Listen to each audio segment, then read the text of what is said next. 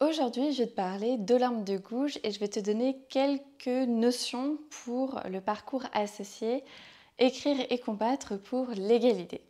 Alors déjà, la Déclaration des droits de la femme et de la citoyenne, on peut la voir comme une extension de la Déclaration des droits de l'homme et du citoyen de 1789.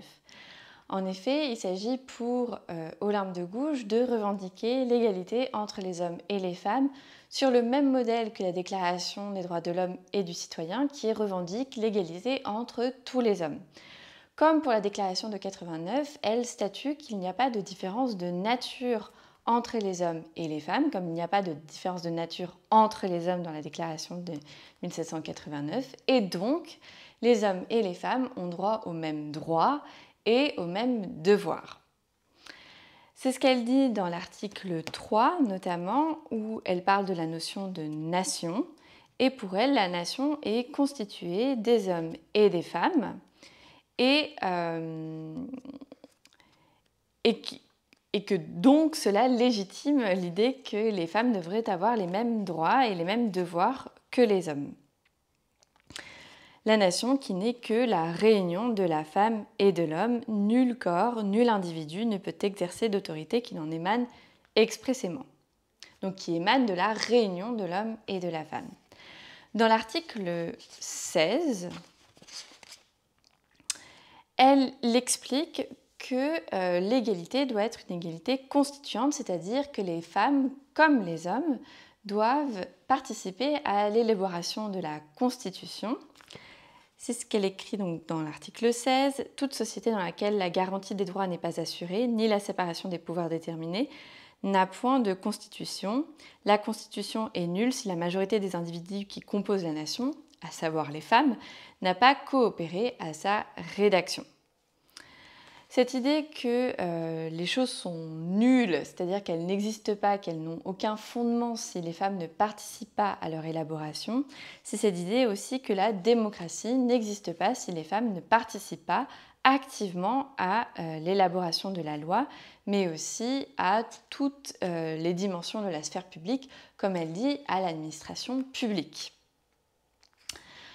Elle réutilise aussi ce concept du droit naturel qu'elle étend à la femme. C'est ce qu'elle dit par exemple dans l'article 4, 5 et 6. Donc par exemple que la liberté et la justice sont des droits naturels. Elle dit l'exercice des droits naturels de la femme. Et là, elle invoque la tyrannie des hommes. Et dans l'article 5, elle dit les lois de la nature et de la raison. Et dans l'article 6, elle dit la loi doit être l'expression de la volonté générale. Toutes les citoyennes et tous les citoyens doivent concourir personnellement ou par leurs représentants à sa formation. Donc là, c'est l'idée à nouveau que la démocratie est nulle si les femmes ne participent pas à l'élaboration, à la gestion en fait de la démocratie. Ce qui est intéressant, c'est que la reprise de la Déclaration des droits de l'homme et du citoyen de 1789 va permettre à Olympe de Gouges de bénéficier de la force de ce texte, de la légitimité de ce texte. En effet, elle va réutiliser les concepts et la rhétorique de la Déclaration de 1789, mais aussi de la rhétorique des révolutionnaires, pour montrer en fait que son projet est dans la continuité du processus de la Révolution et donc qu'il est légitime. C'est ce qu'elle explique dans le postambule, c'est ce qu'il faut comprendre en fait dans toute la rhétorique du début du postambule où elle réutilise les concepts de nature et de raison qui sont au centre de la rhétorique des révolutionnaires.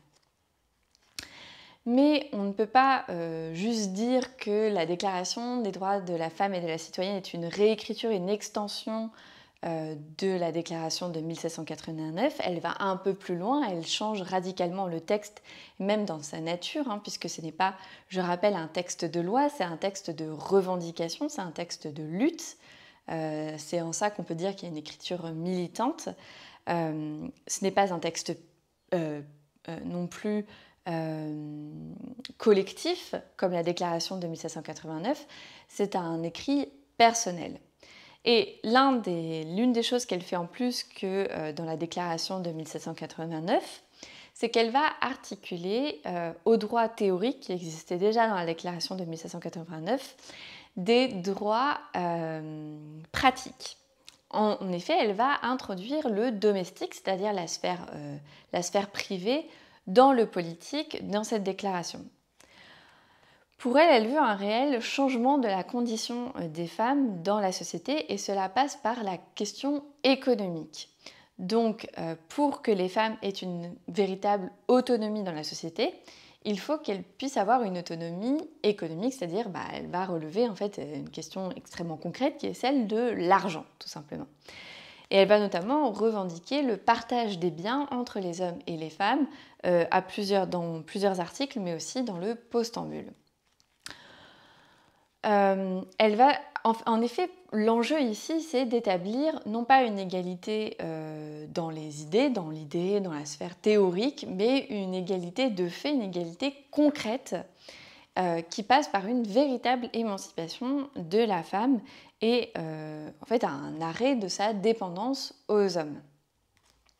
Et donc, c'est de fait, le domestique, comme c'est la sphère de la femme, comme j'en parlerai juste après, devient le lieu des plus hauts enjeux politiques pour Olympe de Gouges.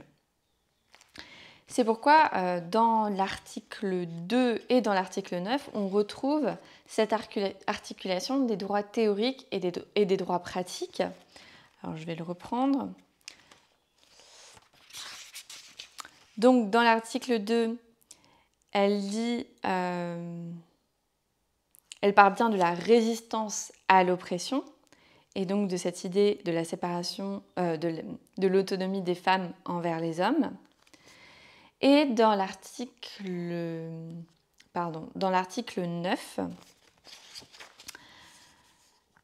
alors non, c'est pas l'article 9, c'est l'article 11, voilà, pardon. Dans l'article 11, c'est la même chose. La libre communication des pensées et des opinions, donc ici en fait elle parle de la liberté d'expression, est un des droits les plus précieux de la femme puisque cette liberté assure la légitimité des pères envers les enfants. Donc là c'est intéressant, c'est que le droit théorique, cette liberté d'expression, est reprise pour introduire un droit ici très concret, qui est le fait que les pères doivent reconnaître les enfants hors mariage, et ce pour des questions d'héritage en fait. Donc c'est toujours la question de l'argent ici. Toute citoyenne peut donc dire librement « Je suis mère d'un enfant qui vous appartient » sans qu'un préjugé barbare la force à dissimuler la vérité, sauf à répondre de l'abus de cette liberté dans les cas déterminés par la loi. Donc, les libertés d'expression qui prend un caractère extrêmement concret et qui rappelle en fait la biographie même de l'autrice, puisqu'elle-même a été enfant naturel d'un grand auteur du XVIIIe siècle. Enfin, très connu au XVIIIe siècle. Alors, donc, comme je le disais, ce qui est au cœur ici, c'est l'émancipation des femmes. Et effectivement, le texte d'Olympe de Gouges a un caractère vraiment vindicatif. Il s'agit pour elle de condamner la domination des hommes, comme elle le montre dans l'article 4, si je le retrouve. Donc oui, n'a de borne que la tyrannie perpétuelle que l'homme lui oppose. Ces bornes doivent être réformées par les lois de la nature et de la raison. Donc ici, il s'agit de stopper l'oppression des hommes, des femmes par les hommes. Et où se passe cette oppression? C'est dans la famille. C'est l'endroit où la femme doit s'émanciper. Or, c'est une question de grande actualité puisque le mariage en lui-même est une question lors de la Révolution, parce que dès 1789, de nombreux députés militent en fait pour le droit au divorce. Et Olympe de Gouges, elle veut une amélioration du mariage, notamment par le texte qui suit directement la Déclaration des droits de la femme et de la citoyenne, qui est forme du contrat social de l'homme et de la femme. Alors,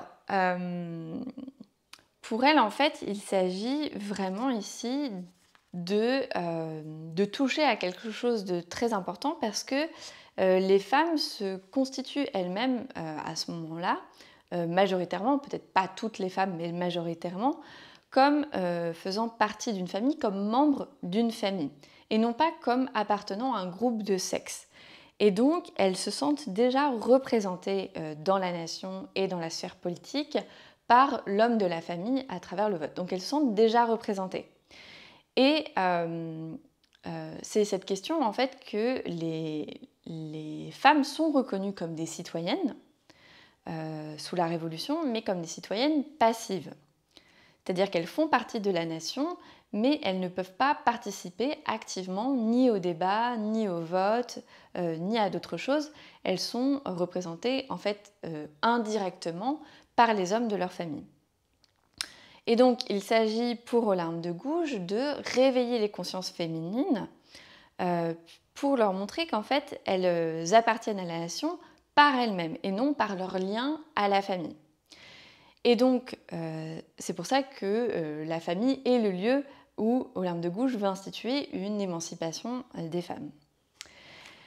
Cette émancipation des femmes, elle passe déjà par une prise de conscience et surtout par le lien à une forme de sororité. C'est-à-dire qu'elle veut que les femmes se reconnaissent comme faisant partie d'un groupe de sexe et non pas seulement comme membres d'une famille.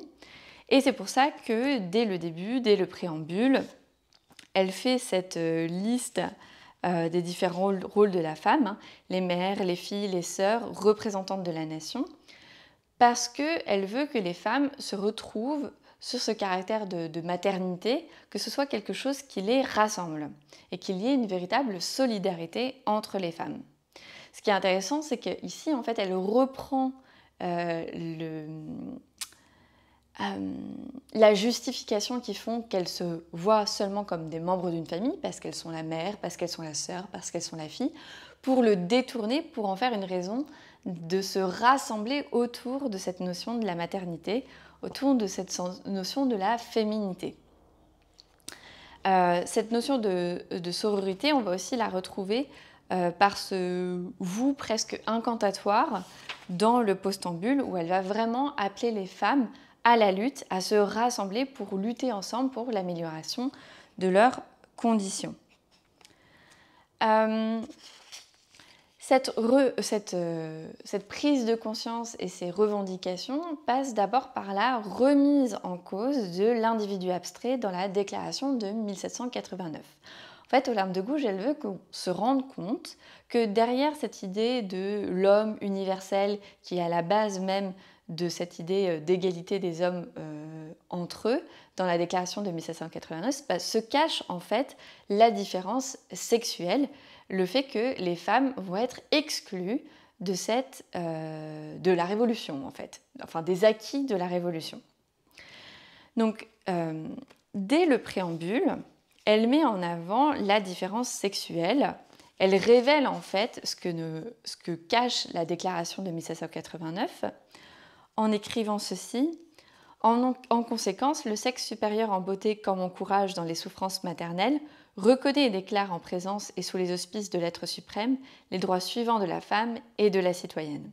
Donc cette idée de sexe supérieur, en fait ici, Olympe de Gouges, elle reprend le cliché misogyne qui veut que la femme soit considérée par rapport à son rôle dans la reproduction, par rapport à son utérus en fait, et que la femme serait du coup du côté du corps, des émotions, de l'irrationnel à cause de ce lien à la reproduction.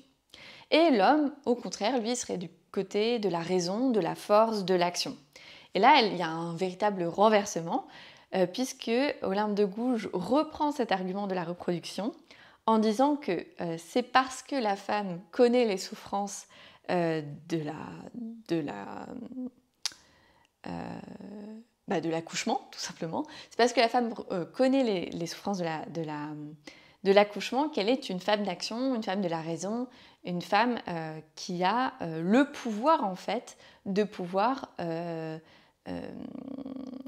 s'émanciper et être une agente, un acteur, une actrice de la sphère politique, de la vie politique.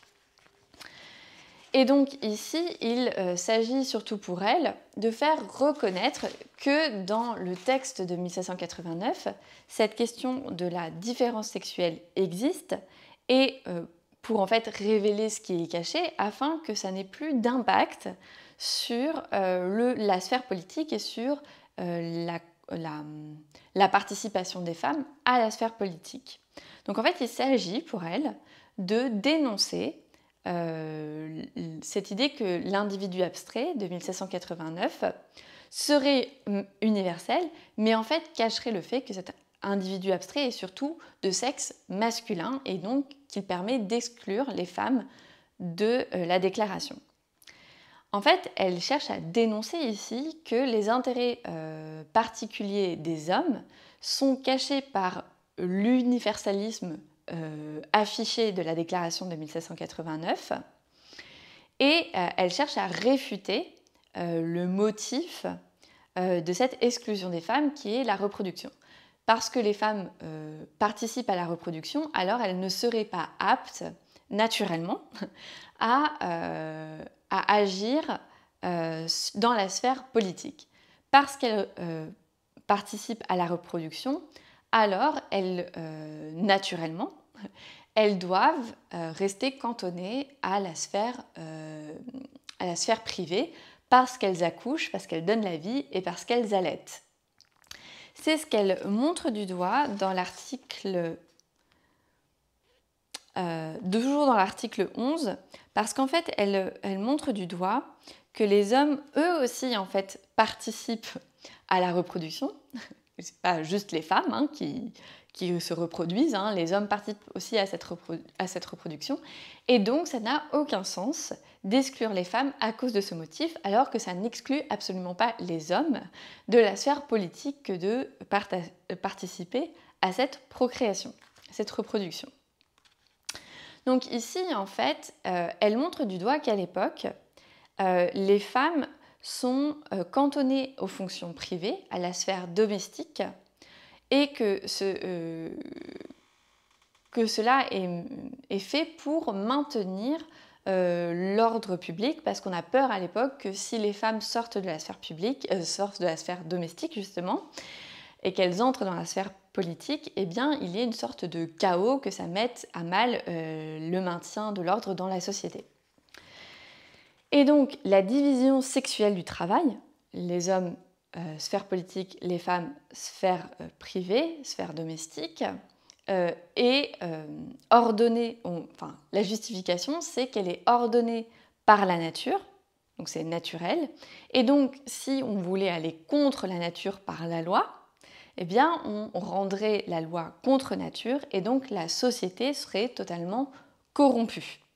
C'est pourquoi Olympe de Gouges reprend cette idée de naturel pour le détourner, pour montrer en quoi en fait la nature elle-même montre que les hommes et les femmes doivent participer d'égale manière à l'élaboration de la loi et à la vie politique. Parce que, en fait, cet argument naturel est utilisé pour donner le primat aux hommes pour les fonctions politiques.